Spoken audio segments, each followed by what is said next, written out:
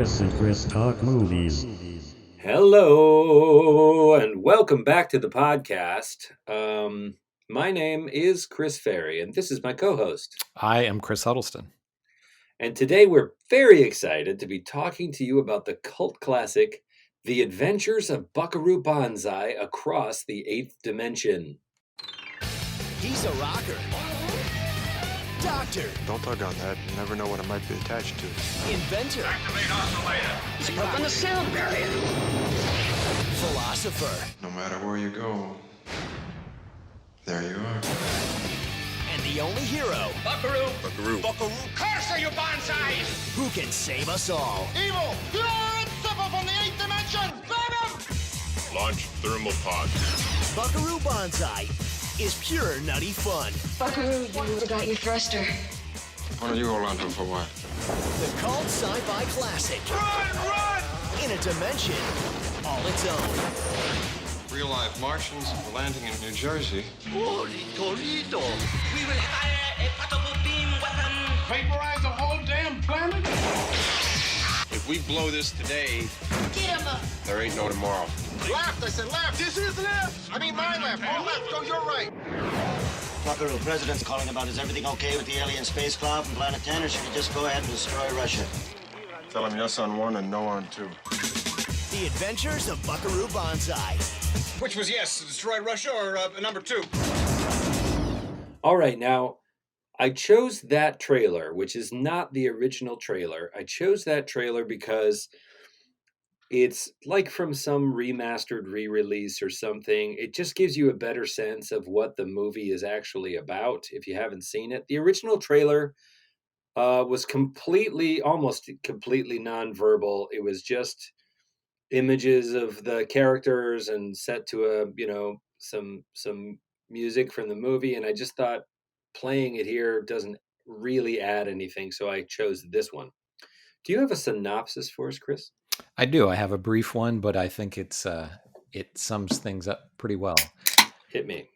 Adventurer, brain surgeon, rock musician, Buckaroo Bonsai and his crime-fighting team, the Hong Kong Cavaliers, must stop evil alien invaders from the 8th dimension who are planning to conquer Earth. All right. Yeah, I mean, I think that pretty much gets it. Yeah, that sums. It's a somewhat complicated plot when it really comes down to it. But so, what did I have two questions for you? Is this a nostalgia movie for you? Did you watch this when you were a kid, and what do you think of this one? It is not a nostalgia movie for me in the way that, say, The Black Hole was, or Buck Rogers was, or I'm sorry, Flash Gordon. But I did see it. I have seen it, and I saw it when I was a kid, and I like it. I haven't seen it in a while. I wanted it to be better than it was. I guess I don't know how sort of more gently to put that. Like, it's trying to do an interesting thing. It's trying to sort of be an action comedy, comic book. It's not really a horror movie, but there are elements of kind of gross, practical stuff. Mm-hmm. I just feel like it's, the character of Buckaroo Bonsai is a neurosurgeon, a particle physicist, a rock star, and a martial arts expert. He's basically the best person in the world at everything, right? Yeah, and it's just kind of an overstuffed turkey. Mm-hmm. I mean, I'm not going to say it's impossible to pull that off, but what I feel when I'm watching the movie is, as much as all the crazy stuff is going on, it feels oddly slow. Yes. Watching it.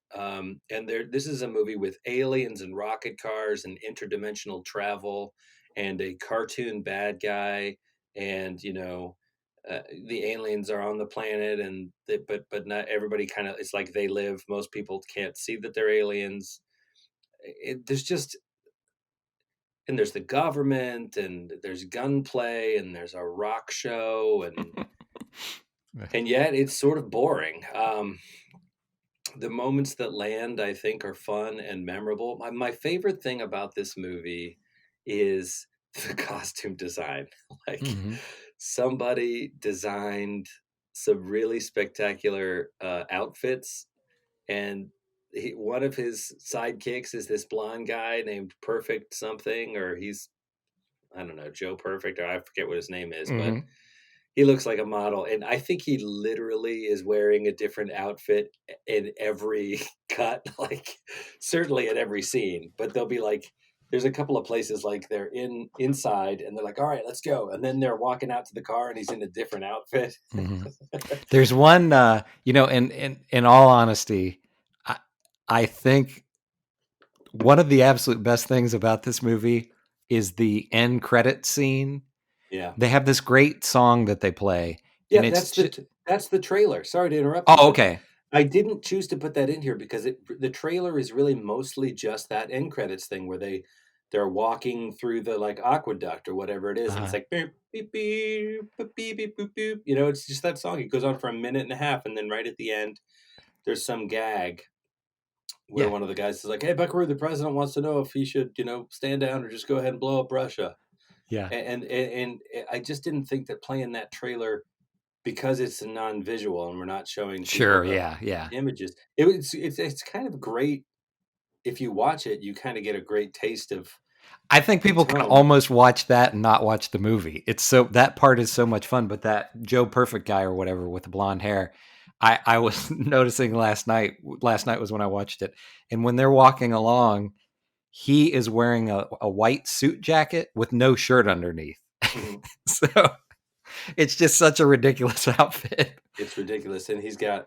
It's like it's early '80s couture. Yeah. So there's lots of and there's a lot of Japanese influence in it. I was reading something, I think, on Wikipedia where Peter Weller was talking about playing this character. He said his influences were, and I won't remember them all, but it was like, um, it was either Einstein or Leonardo da Vinci. He lists off all these crazy people, and the last one of what was Adam Ant, Mm-hmm. because he's also. He looks a lot like Adam Ant in the movie. I never thought about Yeah, that before. Yeah. yeah. But I mean, it's sort of like it's just a lot to pull off, and I think that the director would have had to have had a real crystal clear.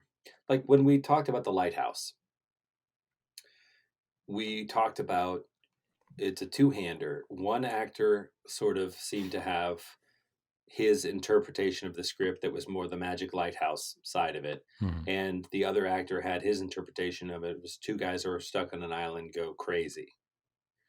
And the director was sort of like, yes. And he let them both be in the movie that they wanted to be in.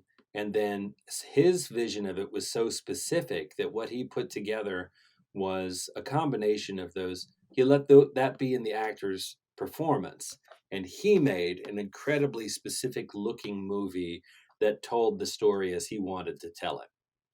Now, that's not to say, there was ambiguity in it, but when you watch that movie, what I got was a feeling of great specificity, scene to scene, visual specificity. Mm-hmm. And in Buckaroo Bonsai, it's sort of all over the place. So you have a character he's a doctor and a scientist and a rock star and a martial artist. And it's like that never comes together in one man. Like what you're left with is just kind of Peter Weller doing these different things. Here's Peter Weller doing brain surgery. Now here's Peter Weller breaking the eighth dimension. Now here's Peter Weller playing the guitar. Now here's Peter Weller putting down his samurai sword. And instead of it being like, wow, this incredible guy that is all these things in one, it's sort of like, well, he's this guy that you like to watch on screen who is, the movie tells us, is all of these things, but does that make sense? Like It does, yeah. It doesn't come together. It's like when you make a soup or a stew or something and you put on all the ingredients, but you haven't cooked it long enough and you take a bite of it, and it's not that it tastes bad, but you just taste all the separate things instead of it kind of, if you cook it for a couple of hours, you let it sit overnight, and then the next day you taste it and all those flavors have kind of blended together in a wonderful way to create something more than the ingredients. Mm-hmm. I don't know. What did you? I'm doing a lot of the talking. No, What that's are your thoughts? so. You might be surprised. I did not see this movie as a kid. It was one that I was always really interested in. I remember specifically they did a huge advertising blitz in comic books at this time. So I remember like all these Marvel comics that I was reading at the time. They were advertising for this, and it was like, oh, I really want to see that. And for some reason, I never got around to it, and I'd always wanted to. And I watched it for the first time maybe 2 years ago, and I enjoyed it overall. What I like about it is I think there's a charm to the just him and this goofy team that he has, and they're like fighting crime or whatever. And I kind of enjoy the fact of, if this were a movie today, they would give you everybody's backstory. Right. It would probably be an origin story about Buckaroo Bonsai and how he, learned to do all these things. But they just kind of drop you into it, and it seems like the characters have this shorthand with each other. And I don't know, that part of it just kind of works for me. It's just, I agree. I think charm is the, they're likable, just kind of fun characters. This is mostly a pretty light movie. The other thing that I really like about this is you have John Lithgow as this crazy, and he's the first person who went into the eighth dimension, and it made him insane. And he is, John Lithgow. He gets sort of halfway stuck into the eighth dimension, and what we find out is the aliens have banished one of their bad guys to the eighth dimension. It's like the neutral zone for them. Yes.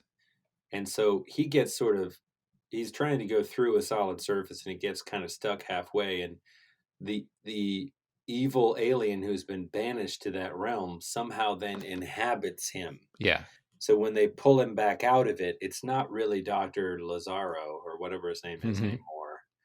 He's been possessed by this evil alien. So yes, he's crazy and bonkers, but it's not really him anymore. Mm-hmm. And the aliens, the eighth dimension doesn't seem to be populated by its own species. It's just where the aliens have banished their bad guy. Right. Yeah.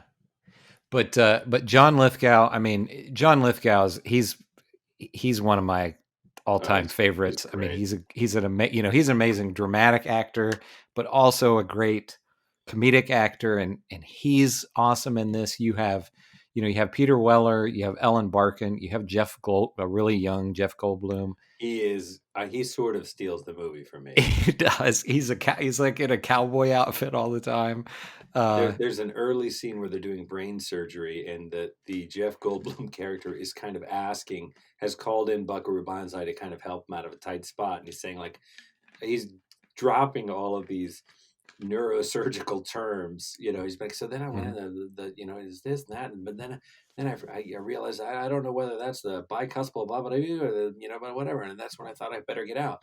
And Peter Weller has some pithy piece of baloney about neurosurgery, and then at the end he's like, so I wanted to talk to you about that. We have an opening. You realize they're now talking about the rock band. And Goldblum's like, oh, yeah, I'm interested. You have an opening?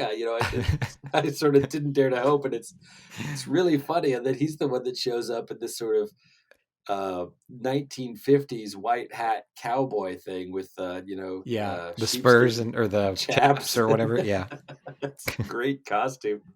And his name is New Jersey in the movie. The blonde haired guy that we were talking about, his name is Perfect Tommy. And to give you an idea of the the kind of what the humor is like in this. One of the aliens is played by one of the bad aliens is played by Christopher Lloyd, and his character is John, and his last name is spelled Bigboote,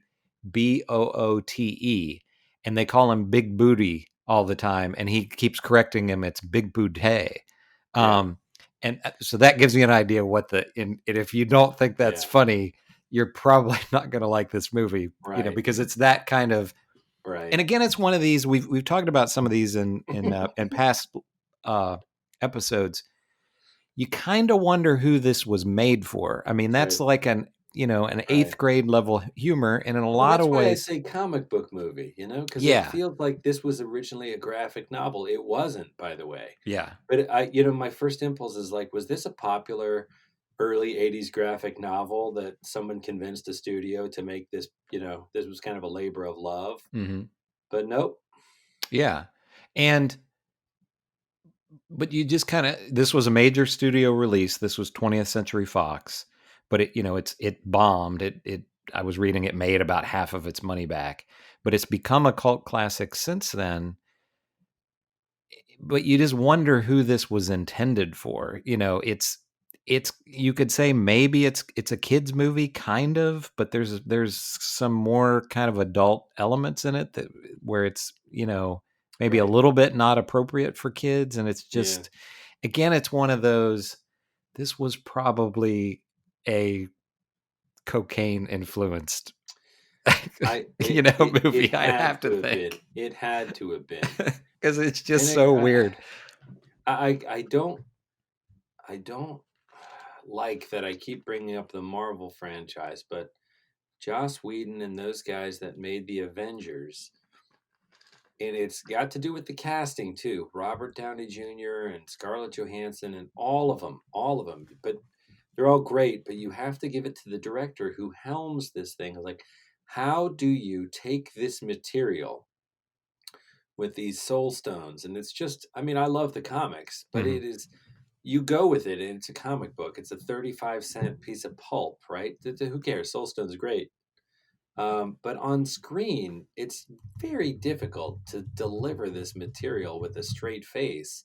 And even with CGI and everything else, those movies simply would not work if you didn't believe that Tony Stark, that this was real to him and that he cared, right? And he could deliver this flippant stuff in a way that made you also care whether he succeeded or failed, right? Yeah. Believe in these absurd stakes. The stakes are literally the end of the world, and then it just escalates. Then it's the end of the solar system, then it's the end of the galaxy, then it's the end of the universe. And you can't even get your head around those baloney stakes. But they pull it off. And I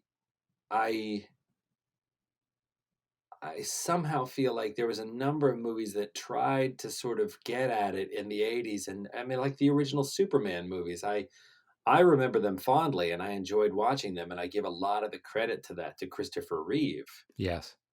In his performance, because he's just such a great actor and he's so empathetic. And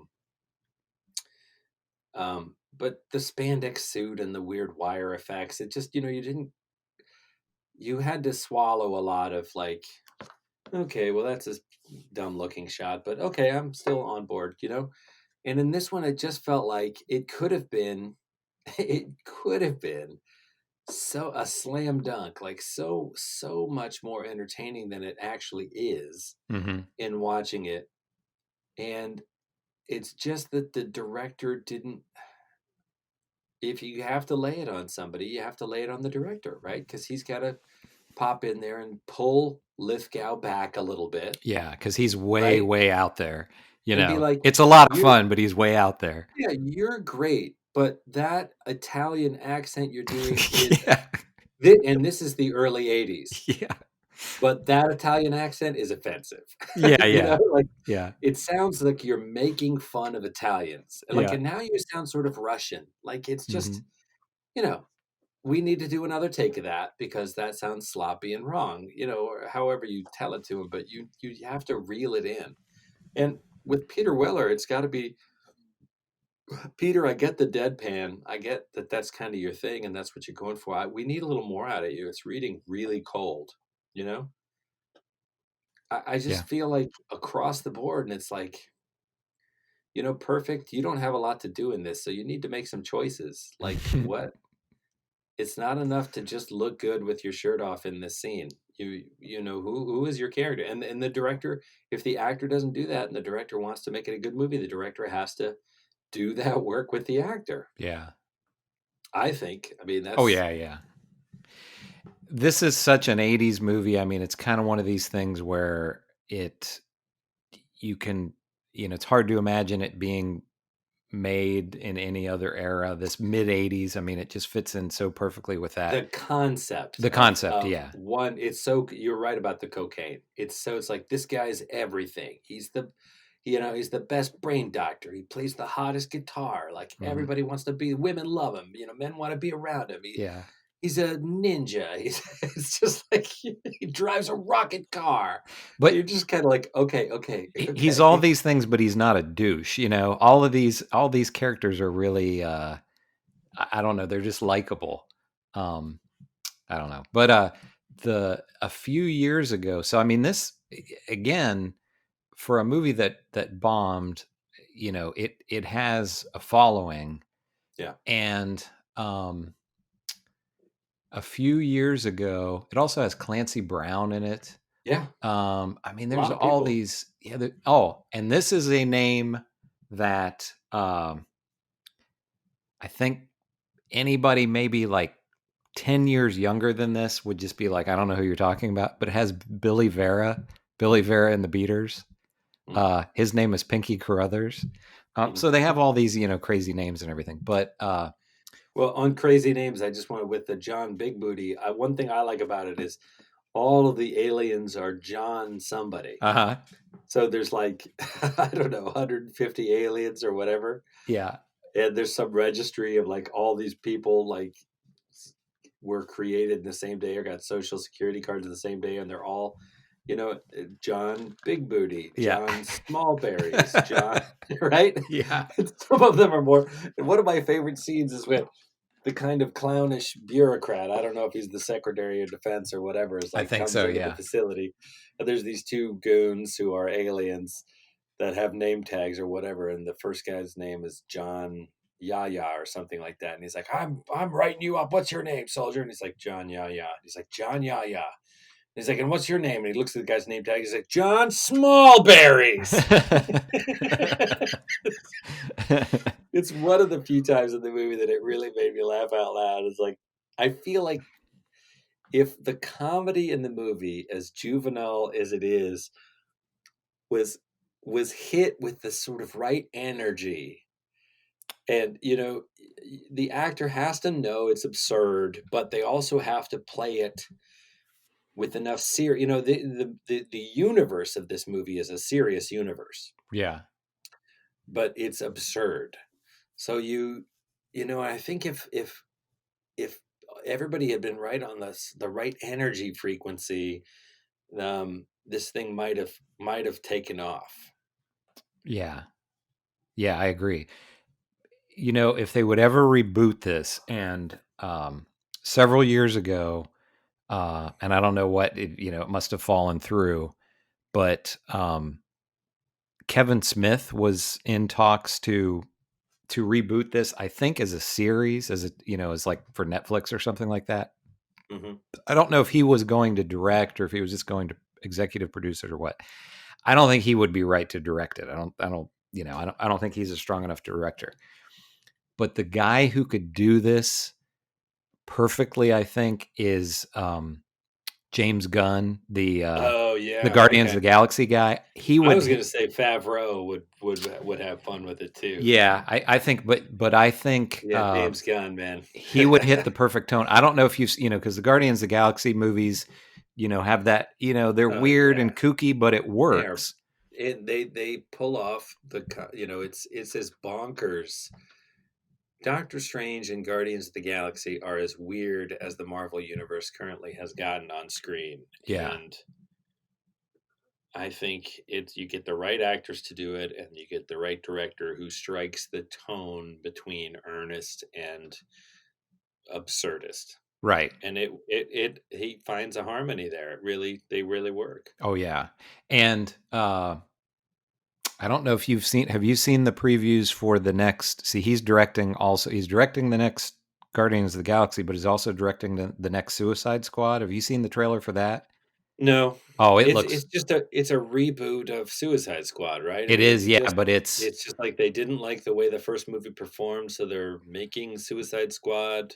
They're yeah. convinced this property has legs, but the first one was a fizzle, so they're just gonna give it to another director and let somebody else take another pass at the script and remake the movie. And again, it's one of these things where you'll have to watch the trailer, but I think he's perfect for it because it looks crazy. But they're keeping her as Harley Quinn, right? They're keeping her as Harley Quinn, yeah. Does anybody else stay? Nobody else stays. They have A couple of people yeah, a stay. couple of the people are back. They recast the Will Smith role with Idris Elba. Oh, that's interesting. Which will be pretty awesome. But yeah, and then there's new characters, but it looks nuts. It's that same kind of tone as Guardians of the Galaxy, where I don't know, that's one that I'm pretty excited about because but he could, if they ever would dig this property up, I would like to see him do it. He could do a great job. It is so of the early 80s though, Mm-hmm. with the shoulder pads and the like hair and the skinny ties. Yeah. And that's, I think, why the fashion and the music, I mean, the music is very of the period. It's not particularly inspired music. Like when we were talking about the black hole, there's a lot to pick apart about the black hole, but that black hole theme, that bum bum bum bum bum, it's really memorable, and I think some of the other 80s movies we've talked about, like the music is one of the memorable things about it. You're like, oh, that's a hot track. Like that is some crazy 80s synth, And I think of 80s movies, I think of the Psychedelic Furs did a lot of stuff. It's like there was the music and the style were a big part of 80s movies. It was like a featured aspect of 80s movies. You have a topless shot, somebody takes off their top, you've got a montage that's got some popular, rock song. Yeah. That maybe has it. That's the track is just it's not on an album. It's just in this movie. In the music was definitely of the 80s here, but kind of a fizzle for me in this. There wasn't a real, like, considering he's a rock star. Yeah. That what they have is kind of a blues band, right? Sort of. I mean, they've got a horn section, and then they're just kind of passing it around. And I'm like, is this the Blues Brothers, or is this? And then he comes out and he does this kind of Van Halen, lead guitar lick, but it feels out of place in the song that they're playing, which is him. Peter Weller doing a guitar solo is memorable in that moment, but the song and the band are forgettable, right? Yeah. Which I think is a failure of that scene, because you want to illustrate that he is the best neurosurgeon in the world. And he goes through the eighth dimension. Okay, so I'll buy he's a scientist who invented this thing. But you want it when he's a martial artist, you want a scene that you're like, oh, snap, look at that. That's incredible. That's some Bruce Lee stuff there. Mm-hmm. When they're playing the rock band, you want to be like, I would buy that album. Yeah, right? yeah. I think that remaking it now, you'd have to figure out, you couldn't just make it like this is a movie from the early 80s, because modern audiences don't have any. I don't know. Let me ask you, because we're the same age, and growing up in the 80s, it really was like, I was never. First of all, we're from West Virginia, so we were always behind in the fashion thing anyway. But I could never imagine myself in the big shoulder pad. Oh, exactly. Yeah, sleeves pushed up. It was so. I don't know if it was a combination of that's really cool, and that's also looks really stupid. Like that looks really stupid, but somehow that guy or that woman, they're pulling it off. Like they make it Yeah. look cool somehow. It's one of those things I wonder, we were children, so we wouldn't have been wearing the clothes that these people were wearing. But I wonder if we had been 20 at the time in 1984 and you went to a club or a bar or whatever, is this how people were dressing, or was this just how people dressed in the movies? Yeah, I don't know. I don't know. I mean, maybe if we're in Because I think we just kind of wore jeans Chicago or and New York or LA, maybe. Yeah, I mean, we just kind of wore jeans and t-shirts and stuff, Yeah, I just always looked like a townie. Yeah. I just had. Yeah. At this time in my life, I wore a thin gold chain, and I had my hair parted down the middle, and it was feathered. I had that. Like I was in. What's the name of the band that sang everybody's working for the weekend? Oh, Huey Lewis and the News. No, it wasn't. But they had the same hair, so it could everybody's working for the weekend. Was that Loverboy? Loverboy, yeah. But Huey Lewis had the same haircut. Yeah, It's just this feathered thing, Mhm. and that's what I was going for. I was going for that look, and it was not nailing it. Mm-hmm. But I didn't have cool clothes. Yeah, and we didn't know anybody that. And again, I don't think anybody who did. I don't think if we grew up in Los Angeles or something, I don't necessarily know that 11-year-olds would have been dressing like that. I don't know. Yeah, that's true. But I always wonder about that, like because we just weren't that age, But that's why I use the term couture, because fashion at that time always felt like kind of runway. Like it's not practical. It's kind of art. It's clothing art. Yeah. It's like, what if we made the shoulder pads bigger? And what if we made the hair on the sides of the head? Of course, now we're doing it where people are shaving their head on their sides. It's a similar look, but they're like, we're going to slick it back or pin it back on the sides, and we're going to perm it up on top like a rooster. And we're going to do crazy big shoulder pads like the 40s, Mm-hmm. And we're wearing a blazer, but we're pushing the sleeves of the blazer up, and it's hammer pants, and you're just like, you're taking the human form and you're dressing it in clown clothes. Yeah. But wearing it like Emperor's New Clothes, like you're the coolest dude, and like this is the coolest thing. And it sort of worked. They sort of pulled it off. Yeah.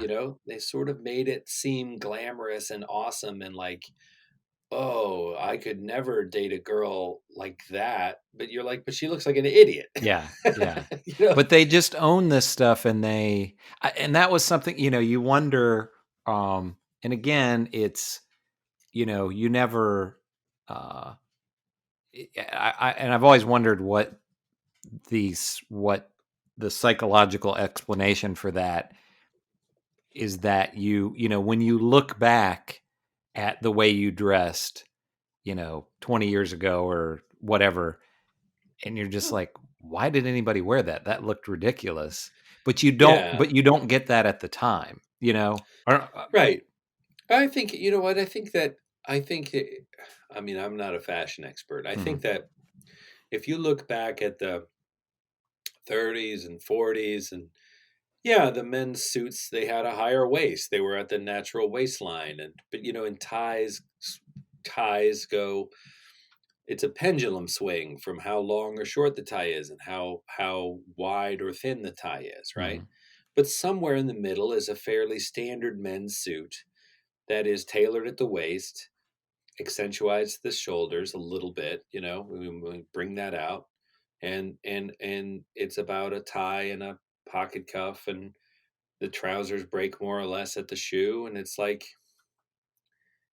there's a classic in the middle thing that fashion sort of swings. In the 70s they had bell bottoms where it was super low rider, super hip hugger, but that huge flare at the bottom, and that was about emphasizing the legs and the hips and that area of the body. Sure. And then it just, I don't know, fashion has never made any sense to me, but in the early 80s, I felt like it was particularly absurd and sort of radical, and like, let's take the human form and exaggerate unusual elements of it. And that's the thing that I was thinking watching the movie.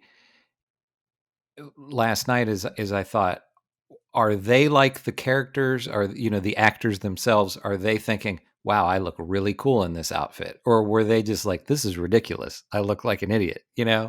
Was it that they're in the time, so they can't really see it?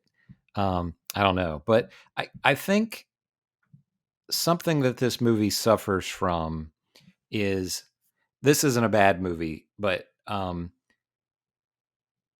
with these no bad it's good movies, those kind of just happen. Those are somebody's trying to make a good movie and they're very earnest about it, and it turns out to be ridiculous. And this movie is almost like they're trying to manufacture a cult film. I think they're almost saying like, this will be really crazy. Let's do.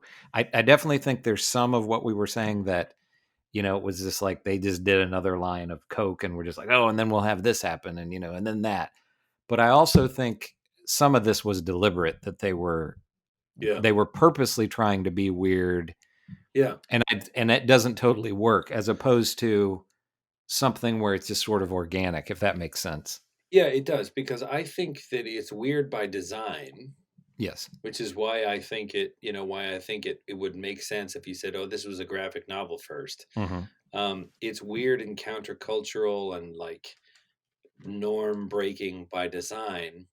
But where I think it feels coked up to me is like, if we shot this shot and everybody was a little coked up and the director was like, oh, great, this is awesome, that's great, moving on, Mm-hmm. Like, it's not great. Like, go back and look at it with clear eyes and get the thing that you want. And I don't do cocaine. I've never done cocaine. Right. But Yeah. Myself. my understanding of it is that, it puts this shiny gloss on everything. Like, I'm the best talker. You cranks your confidence way up. It cranks your optimism and way up. And I think when you're making a film, that's going to, if you're doing a lot of coke, Mm-hmm. you're probably looking at it and thinking it's more awesome than it actually is. You can walk around with a blazer without any shirt on underneath and be like, hey, I look awesome. I mean, the guy's in really great shape, so it's, I it's not, don't hate that choice. It's a ballsy choice. Yeah. I just wish they'd given some of these peripheral characters a little more to do, because Right. there's like 8 of them. He's got a posse of a ton of people, and you said some of their names, but you wouldn't know their names except if you watch the credits, and you're kind of Right. like, why do there need to be 8 if you're not going to give any of them anything to do or say other than like, what's next, Buckaroo? It's like, yeah. And again, it's the kind of thing that they're all sort of really awesome at what they do, and they just, they're these heroes that whatever fight crime, we have to take that on the movies say so. We don't see that. We just are told that. Mm-hmm. We're told that they're famous and that there's comic books of them and that people buy their albums, and they're like, hey, that's Buckaroo Bonsai. But we don't. There's a couple of, scenes where they're chasing the aliens and everybody whips out a, handgun and they're all like running around chasing the aliens, but it's unremarkable. It's forgettable, really. Yeah. And so I'm like, you can't just say, now a chase scene with gunplay ensues, and I'm like, amazing. It's got to be amazing. Like, you have to wow me with it. And it's so underwhelming in the execution that what you're left with is like, I don't see what's so great about this this bunch of folks. Like, they don't seem particularly, they're well dressed or whatever, but does that make sense? Oh yeah, I totally agree. Like you said, you have, or I mean, this part I said, but these characters are, they have this certain amount of charm, but, and it's this weird, quirky stuff, and there's fun things in it. But like you said, it's just kind of dull. It's kind of slow and boring at times. This is definitely one where I think people will be resisting the urge to look at their phones. So it just kind of doesn't all come together. So I have some other stuff I want to talk about, so I know we're not all that far into it, but let's make our recommendations. I would personally say, do I recommend this movie? I would say, yeah, it's definitely worth a watch. It's bonkers enough that you should know. Like, it's a pop cultural reference. If you say it's like Buckaroo Bonsai, you should have seen the movie, even if you've skipped through bits of it or have something else. If check your phone. Yeah. It's worth checking out. And there are moments of glory, and I do think that the style, even though I don't think the substance is so much there, the style of it is a lot of fun. The Absolutely. jokes mostly don't land, which is a bummer. Because Yeah. you've got a lot of really funny people in this. But I would say yes to that. But again, if you're looking for an entertaining date movie, like if you're looking like, oh, that movie looks like a lot of fun. It's not. It's not a lot of fun. It's definitely worth a watch if you're like us and you're into the genre and you're into cult classics and you want to see what all the buzz is about. Then by all means, you're not going to be sorry that you saw Buckaroo Banzai, but I cannot say that it is one of these. Like Fright Night was fun. Yes, that's a great '80s movie. And Buckaroo Banzai was trying real hard to be fun, but my net experience of it, and there's fun moments, but my net experience of it wasn't that it was all that fun. Yeah. What I do you totally think? agree. This isn't even a party movie. This isn't even really something you could put on at a party and it be fun. I don't think, but You could have it on with the sound off, and every now and then somebody would look at the screen and be like, "What the hell is that? Yeah. Like, what's that crazy show?" Right. But But I agree. I think it's, if you're somebody like me who you grew up in the '80s, but for whatever reason you didn't see this, I would definitely recommend it.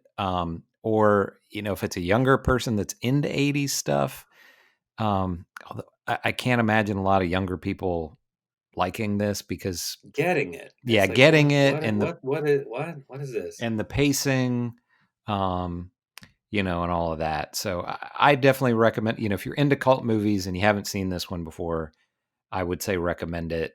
People that aren't into weird stuff like this, which I don't really know why you'd be listening to this podcast if you don't like some weird things. Right.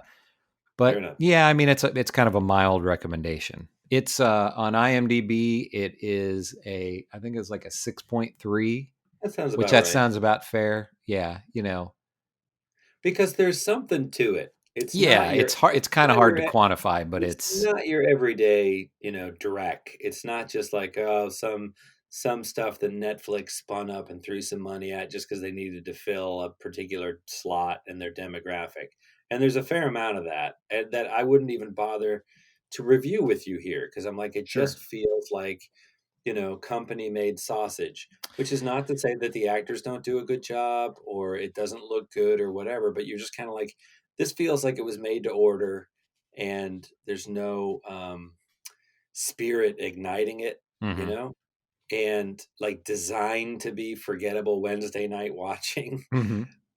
And this is better than that. This is really truly original. Yeah, there's some love that went into this. I think the people involved were, you get the feeling that they thought they were making something maybe better than what it turned out to be. Yeah. Well, that's why I think of the Coke. Yeah. But it's good enough that you look at it and you're like, man, this could have been really great. Like this could have been one of my all-time favorite movies, but it's not. Which is sort of sad. Yeah. I agree. So before because we're at 42 minutes, have you seen episode 1 of season 2 of The Mandalorian? I have not yet. Oh man! I was so excited to talk to you about it. Oh, sorry. No, I'll see. I don't have Disney Plus, so I'll spoil it for you. No. Yeah, no, I don't have Disney Plus, so I go and watch it at my sister's house. So that's one of those tentpole properties of Disney. I mean, Disney Plus. Talk about tentpole properties. They get a lot of stuff, but man, I enjoy that series so much, and there's only released the one so far, but it's a great episode. I'll try to watch it soon. And Timothy Oliphant's in it. Yeah, They've It's had a lot of interesting casting choices, because they put some comedians in there, yeah, and Bill Burr. Yeah. so yeah. So yeah, I'll try to watch it before we talk the next time. Excuse me. Have you, by any chance, just to go back to something we talked about a long time ago, have you seen any of Raised by Wolves, Lovecraft Country, or what was the other one? There was a what was the other one? Do you watch Star Trek Discovery? No, I Are don't you a have Star Trek person? a little bit. Not so much. I loved I loved the original series when we were Sure. kids. I was really into that, and I loved the movies with the original cast. I never got into. I would watch it some, but I never got into the Next Generation, Uh-huh. and I didn't really care anything about the Next Generation movies. I really liked and I know it's kind of blasphemy for real Trekkies or Trekkers or whatever, but I liked the J.J. Abrams movies a lot. Sure.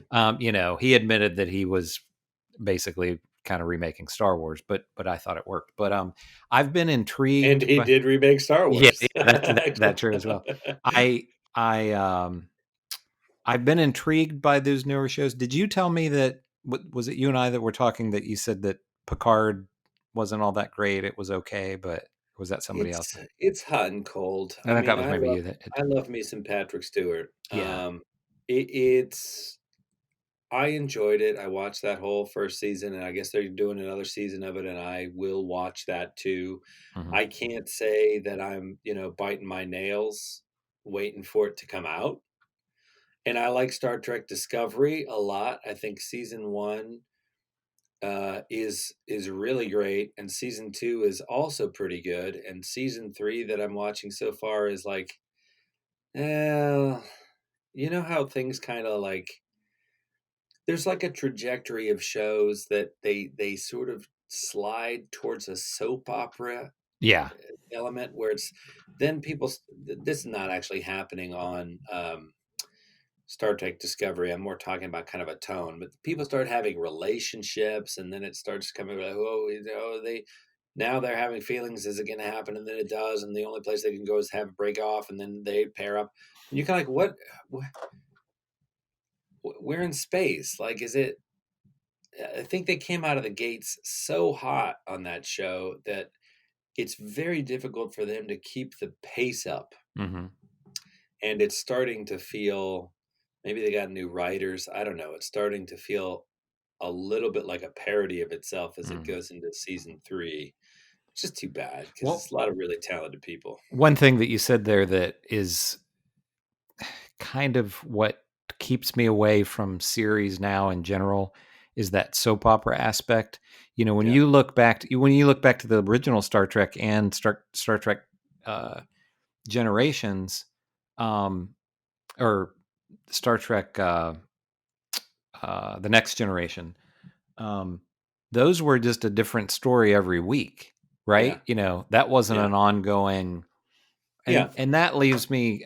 I don't know. There's just I get overwhelmed that there's so many different shows, and it's like, okay, this is 10 episodes, and then they've got the next one coming out, and and I'm sure there's some series that they're doing it with, but I would kind of like it if they would somewhat resurrect that idea of it's just a different story every week. Maybe there's an ongoing arc every once in a while, but you don't have to feel like, oh, if I miss an episode, I don't know what's going on. You might. There are elements of Discovery season 1 that you might really dig. It's actually kind of a slow burn. Mm-hmm. So Star Trek Discovery is set in the time right before Captain Kirk is assigned to the Enterprise. So it doesn't take place on the Enterprise, right? Mm-hmm. But Christopher Pike is the captain of the Enterprise. Right. And Spock is his science officer, right? Mm-hmm. And Discovery is a science vessel that Christopher Pike is sort of temporarily assigned to for reasons.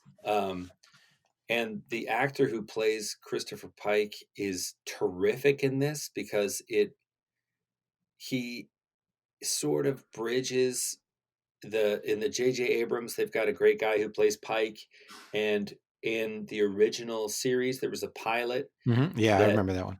that they kind of worked in later called the Menagerie. That was Mhm. it wasn't about Kirk and his crew. It was about Pike and his crew, and then that was the pilot that didn't air as a pilot. And then episode 1 was this whole different set of people, and you're like, oh. But the Pike in this one kind of merges those two performances, Mhm. and he brings a lot of Kirk energy, a lot of cowboy energy to it. Like he is the steadfast, reliable, like the crew trusts him implicitly and really likes him. He's the kind of captain that everybody wants to follow. Mhm. But he's also a bit of a maverick and shoot from the hip kind of vibe. Yeah. And it's really entertaining Okay. television if you liked the original series. And the fan response, the audience response was so intense to that particular crew of people. Rebecca Romaine plays his first officer, Oh wow. and the guy they have playing Spock is fine. I know that sounds dismissive, but how are you Sure. going to fill Leonard Nimoy's shoes? Mhm. You can be Chris Pike and you can bring Shatner, you can bring Kirk energy to it, but you're not playing Kirk. Yeah, But right. now he's playing Spock. And same thing with Zachary Quinto. It's like he's great. I have nothing against Zachary Quinto, but he's not Leonard Nimoy. He's just Mhm. not, and Yeah. that's what everybody thinks of. That's why it's so beloved. But they're doing a spinoff that is called Strange New Worlds, I think, Mhm. that is specifically the kind of one-off like storyline. This week they go to the planet, and Yeah. this week they explore a weird phenomenon, and it's much more modeled after the original series, and I'd it definitely be follows into that. Pike and Spock and Rebecca Romaine, whose character's name is just number 1. They don't Mm. give her a name, which I think is weird, but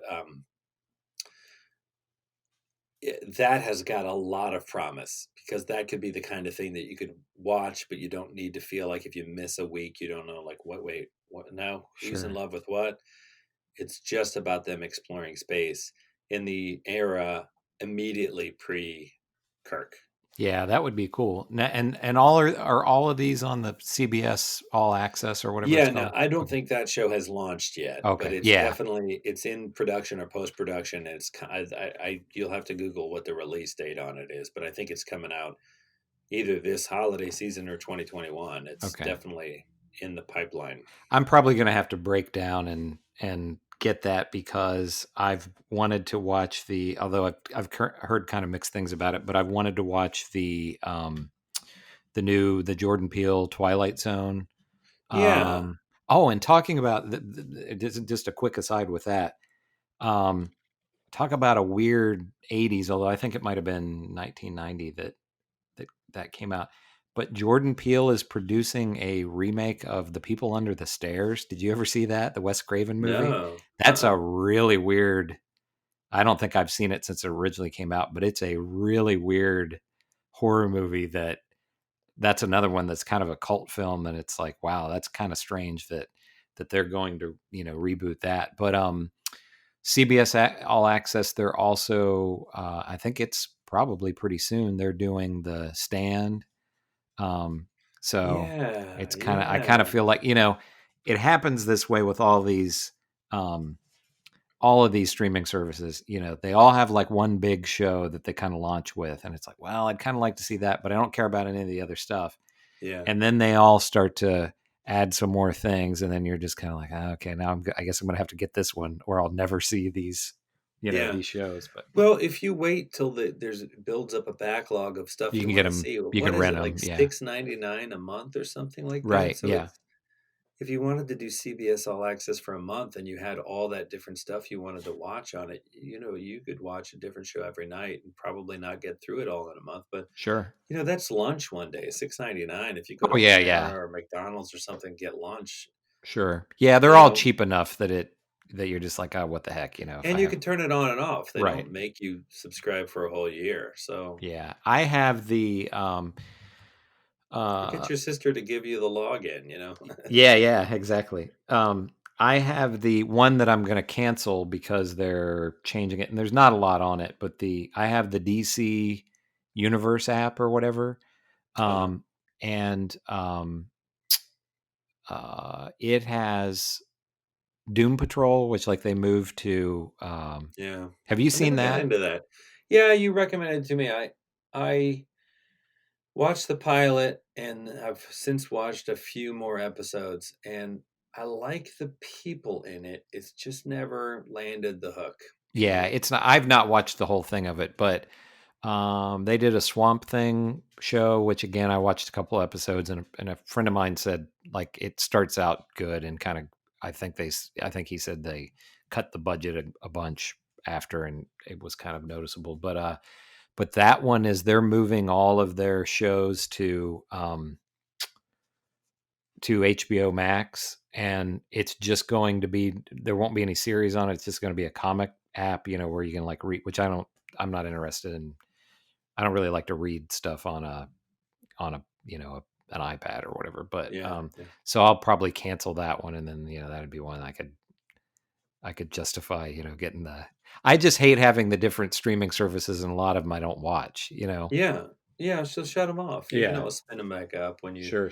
I signed up for HBO when the new Game of Thrones was coming on, and because I didn't want to wait. They're like, just wait 3 or 4 months till it's all there, and you can. I'm like, no, I gotta see each episode as it comes out. Mm-hmm. I'm like, why? I'm like, because I'm addicted to it. Yeah. But then I'd forget to turn it off, and then you get a bill, and you're like, oh, yeah. HBO's $15 a month, and you're like, ooh, you think you're fancy. But and then you just got to go, unsubscribe, and you can always. They're happy to have you back whenever you got something else you want to watch. There's also I think it started. Have you watched the Star Trek animated series that I think is by the people who do Rick and Morty? No, Okay. I haven't. I mean, I don't know. I like Rick and Morty, but yeah, I don't know. There's just something about it that's kind of lower decks or something like that. Yeah, I don't think it. I don't think the reviews were real great on it. Yeah, but I don't know. It didn't look exciting to me. Mm-hmm. And Rick and Morty, now that they've got a deal where they got some big deal finally, where it's like 72 episodes or something, or 7 seasons. They finally, Cartoon Network or Comedy Central, whoever owns it, went all in and just was like, okay, great, crank a bunch of this out. They've clearly dusted off a bunch of old scripts that they rejected for earlier seasons because the material is not as good. Yeah. Like at its best, Rick and Morty is really interesting and funny and puts its finger right on some paradox of the culture at the time, and manages to make fun of itself and make fun of us and make fun of the thing it's making fun of, but still have you care and laugh. And some of these recent episodes just kind of like, okay.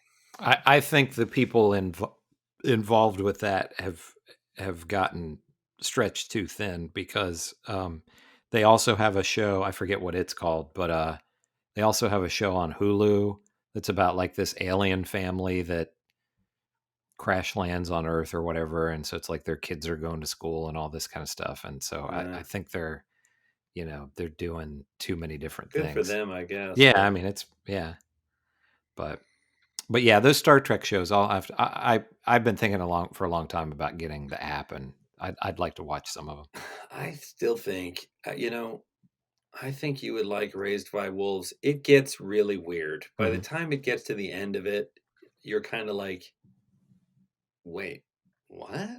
Like it devolves fast and hard right at the end, where you're kind of like, wait, what's happening? What is this about? There's a what now? But the first half of it, at least, I thought was certainly the first 3 episodes. If you only watch the first 3 episodes that I guess Ridley Scott himself directed or whatever, it's really interesting, man. And it's androids, and it's Kepler whatever 22 is some alien planet, and they talk about a war that happened on Earth between atheists and the religious sect, and it just layers and great weird performances, and I think you would really dig it. Yeah, even if you it looked don't like stick something I with think it. I'd be into. Yeah. Yeah, I want to check it out for sure. But okay, so our consensus on Buckaroo Banzai is that definitely it's a movie worth watching if you're into cult classics and the 80s and the genre and everything we like to talk about on this show. But the caveat is that when you sit down with a bowl of popcorn and a beer to actually watch it, it isn't as fun as you hope it's going to be. And it left both of us, correct me if I'm speaking for you incorrectly here, but it left both of us sort of wishing it was a more fun experience actually watching it start to finish. Yeah, absolutely. Spot on. Cool. So do we already decide what we're going to do next time? I forget. We had talked about, so we've gotten our first listener request. My friend Shelley loves the movie Silverado and requested that we do that. So that's a little bit of a new genre for us. We haven't done an actual Western, and this is I don't really want to give everything away, but I think it's a little bit like Fright Night was last week, where it was like the 80s take on vampire movies. I feel like Silverado is kind of the 80s take on, or an 80s take on Westerns. I love it. And Okay, I have cool. seen Silverado, but it's been a long time. Been a long time for me too. And I think I resisted it when I saw it because it was the sort of, young brat pack actors that I wasn't all that into at the time. Mm-hmm. But for Shelley, absolutely. Why don't we, for next time, we're going to review Silverado. Join us, and we will look forward to having a lively discussion about it next week. All right.